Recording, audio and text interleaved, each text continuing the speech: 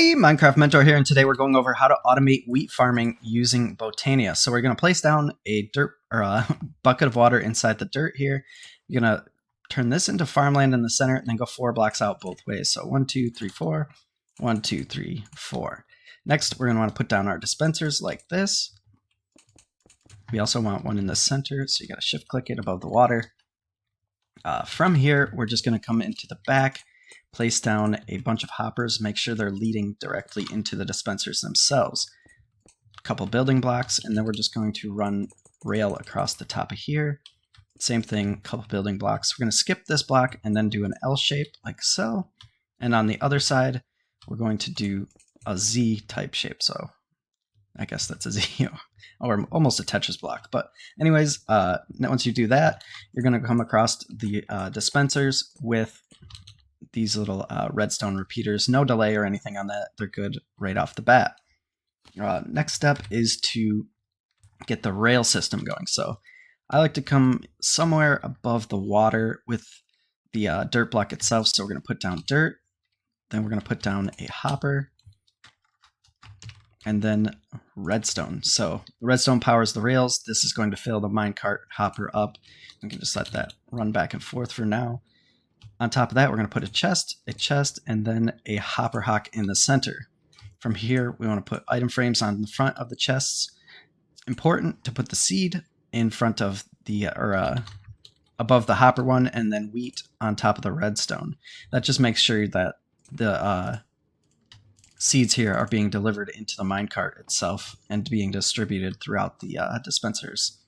From here, we want to go over to our mana section of the build here. So we want a pulse mana spreader placed right next to this dispenser. Next to that, we're going to put down an hourglass and then 10 minutes of soul sand, which is 10 soul sand. And we'll get back to that in a second. Next, we want to place down a mana pool behind that. And then we'll come over to the other side, place down a mana detector here, a drum of the wild in front of that, and then a mana pool behind there, and then also a regular mana spreader like that. On each mana spreader, you're going to want to put a lens of the phantom.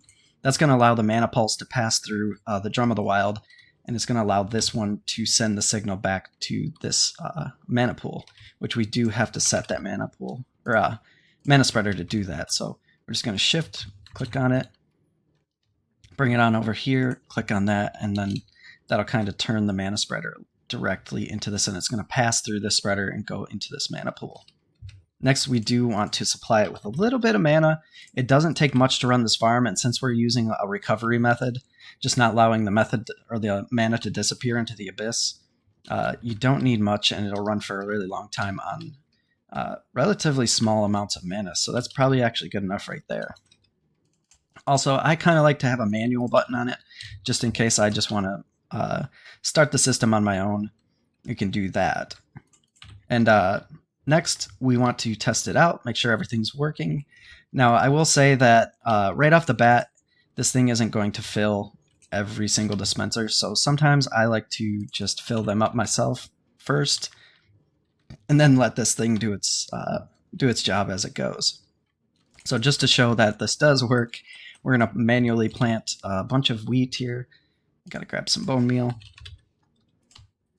Before we actually do that, I wanted to show you something. So you can enhance this farm quite a bit if we just use some flowers. So the agricarnation, I did a video on this a while back, and what this does is increases crop growth. It's basically free bone meal. After it's built, it'll continuously bone meal the crops around it, and it'll speed up the farm. And also, I'm not a big fan of these railroad sounds. So place down a bunch of burger mutes. It's going to cut off the sound and almost make it silent, but almost. You can kind of hear it in the background a little bit. But if we fire this off manually, you can see it's shooting the mana across, hits the drum, harvests all the crops.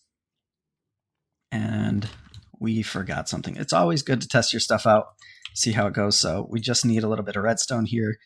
You don't really need it on the top, but for the replant process, we did get our seeds up here, and the wheat, we had 9 right there, but we do want it to replant, so it's going to detect the mana passing through into the pool, And as you can see, the dispensers that did have seeds in them replanted here, and our agrocarnations are already at work trying to basically grow the wheat for you. Now, I did say we were coming back to the hourglass. Depending on how many of these aggregation or agrocarnations you do have, depends on how fast the crops grow. So you are going to have to alter this a little bit. So, if it's harvesting before anything's growing or not fast enough, you're going to have to increase or decrease the amount of soul sand you have in here. And 1 soul sand equals 1 minute. And that's pretty much it for this one. But I will say that I am going to do another video that'll probably come up a couple days after this one. And what it's going to be showing is how to replace the hopper minecart system with the Corpria Crystal system. So this is basically like a lower tier wheat farm where once we get to Corpria Crystals, you can actually advance this farm a little bit to make its seed distribution more efficient and a lot better. But that's it for this one. If you found it helpful, like, comment, subscribe.